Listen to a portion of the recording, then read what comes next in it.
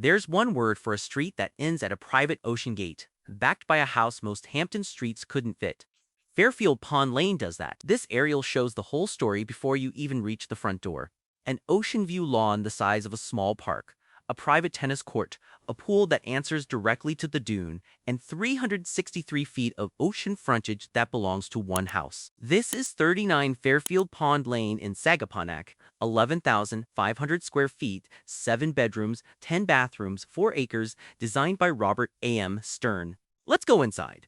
From this angle, the geometry gets even clearer. Tennis court, pool, dune walk, beach stairs laid out on a single continuous property, with not one neighboring roofline breaking the view. Most oceanfront estates share a horizon. This one owns it, a court you're legally not allowed to build today, backing onto the ocean on the most exclusive lane in Sagaponack. If that's the kind of property you want to see every week, hit subscribe. We'll get to the court in a minute. This is the detail that makes this property genuinely rare. That's a north-south HydroCourt har-tru tennis court, positioned east of the house so it never competes with the ocean-facing pool and lawn. It's grandfathered, meaning the permit that allowed it to be built this close to the dune no longer exists. Sagaponack does not issue that permit anymore. You cannot apply for it, and you cannot recreate it on a comparable lot today at any price. The court sits far enough east that a serve here has never once interrupted a conversation by the pool. Buyers touring newer construction nearby are often surprised to learn this configuration isn't permitted under current setback rules, which is exactly why it hasn't been replicated anywhere else on the lane. Every other feature on this property could theoretically be rebuilt somewhere else. This one cannot. Access to this property starts at a plain wooden gate with the number 39 on a small black plaque, no columns, no statement architecture, just hedges and gravel curving out of sight. That restraint is deliberate. Fairfield Pond Lane is often called the premier street in the Hamptons, finished here in gray cedar shingle and fieldstone chimneys rather than the glass boxes going up elsewhere nearby. And the properties along it compete quietly, not loudly. This house doesn't compete for attention at the gate. It saves all of it for what's behind the dune. Once you're through, the lawn opens up like a runway toward the water, flat, uninterrupted 4 acres of it, bordered on one side by a 64-acre private estate that will never be subdivided. That neighbor is doing as much work for this property's privacy as anything built on it.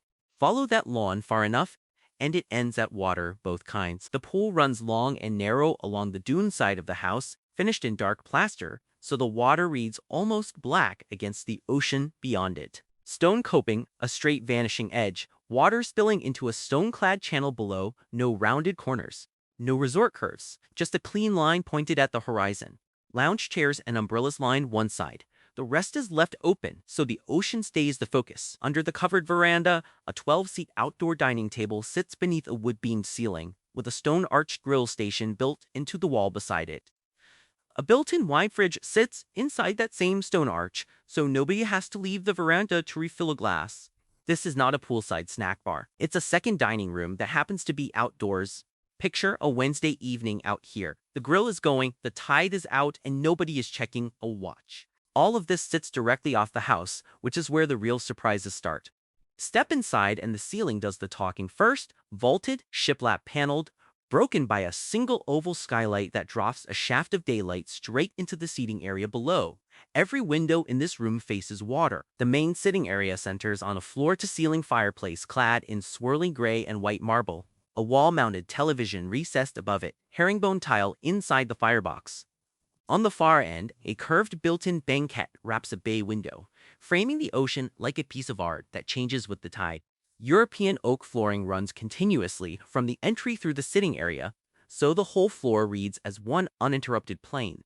This isn't a room for glancing at the ocean, it's a room built around never losing sight of it. The whole plan opens directly into the kitchen, which is where this house stops being beautiful and starts being useful. The kitchen runs 2 full islands end to end, both finished in a pale rift-cut oak that matches the wide plank flooring underfoot. White quartz countertops, a professional-grade range built into the second island, and windows on 3 sides put the ocean in view from the sink, the stove, and the bar seating all at once. A second island holds the sink and prep space, keeping the cooking side clear, even with a full house. 4 gray velvet counter stools face the working island, enough for breakfast. Not so many it turns into a restaurant.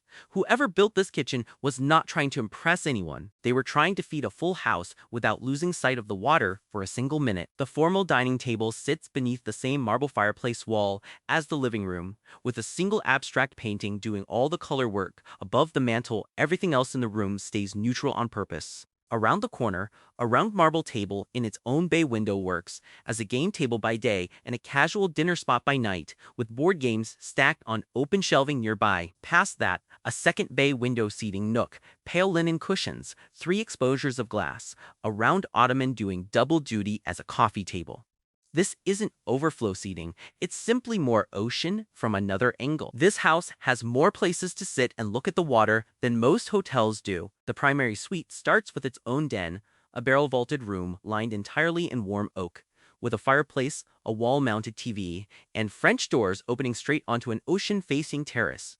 This is the room built for a Tuesday morning, with coffee and nothing on the calendar. The bedroom itself sits under a matching vaulted ceiling, a crystal chandelier overhead, walls finished in a soft blush plaster that catches the afternoon light differently than anywhere else in the house. Full-height windows on 2 sides put the ocean in view from the bed. This suite doesn't offer one ocean view. It offers 3: bedroom, den, and tub, each with its own. In the bathroom, a marble-soaking tub sits directly beneath a pair of French windows, positioned so the person in the tub is looking at open water, not a wall. A curved hallway with a woven balustrade connects the suite back to the rest of the second floor, the one piece of nautical detailing in an otherwise restrained house. The first level holds 5 guest suites, and no 2 are styled identically. One room pairs a king bed with its own built-in bunk nook for grandchildren.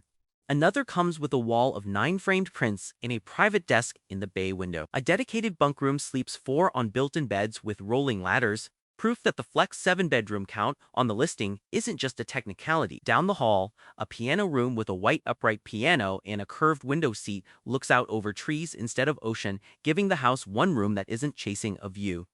Every guest bathroom repeats the same marble and white palette as the primary suite. None of the 5 guest suites are identical. All of them still feel like part of the same house. One level holds an entire private gym and spa circuit. The gym itself sits in its own bay window with a full equipment lineup, a spin bike parked directly in front of the glass.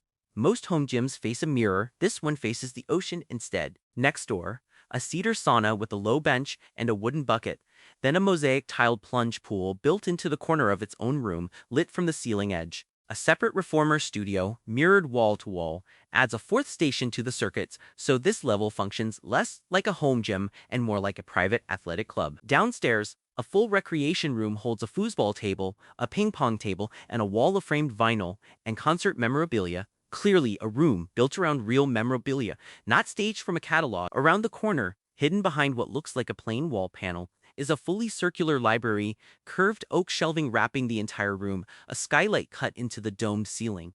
Books and objects arranged like a small private museum. This house does not announce its best room, it makes you find it. Past the library, a wet bar is tucked between 2 closet doors, disguised until you open them, shell displays, a small sink, everything needed for a nightcap without walking back upstairs. A rooftop lounge with built-in seating looks out over the solar array and straight down to the beach stairs below, the highest, most private vantage point on the property. Picture a Thursday afternoon up here, the panels quietly working behind you, nothing between you and the water but sand. Those stairs are worth pausing on. This isn't a shared boardwalk to the beach, it's a private staircase that belongs to one house, dropping straight from the dune onto the sand, with no public path and no shared access. Inside, a long gallery hallway lined with large-scale contemporary art connects the wings of the house, proof that even the connective spaces here were designed, not just built. Solar panels line most of the roof, quietly offsetting the load of running a house this size through a full Hamptons summer. Here's the trade-off worth naming. Fairfield Pond Lane is a dead end, and the property sits at the very end of it, bordered by a 64-acre private estate with no plans to ever develop. That means real quiet. But it also means there's no boardwalk into town and no 5-minute walk to a coffee shop. This isn't a walk-to-town property. It was never meant to be. That distance is the cost of privacy this complete. And on this lane, most buyers consider it the whole point. 11,500 square feet, 7 bedrooms, flexible to more. 10 bathrooms, 4 acres, 363 feet of private ocean frontage. A grandfathered tennis court that cannot legally be rebuilt anywhere else in Sagaponack. Designed by Robert A.M. Stern, Ed Bolgan, and Ed Hollander. This isn't a house that borrows its value from the neighborhood. It sets the number for the neighborhood. There is still the beach. These 363 feet unlock every single morning. So tell me, the grandfathered tennis court, the oceanfront gym, the hidden library, or that beach staircase at the end of the lawn, which one would get the most use if this were yours? Put it in the comments. I want to know. And if you want a tour like this delivered every single week, hit subscribe. We've got more coming that you will not want to miss.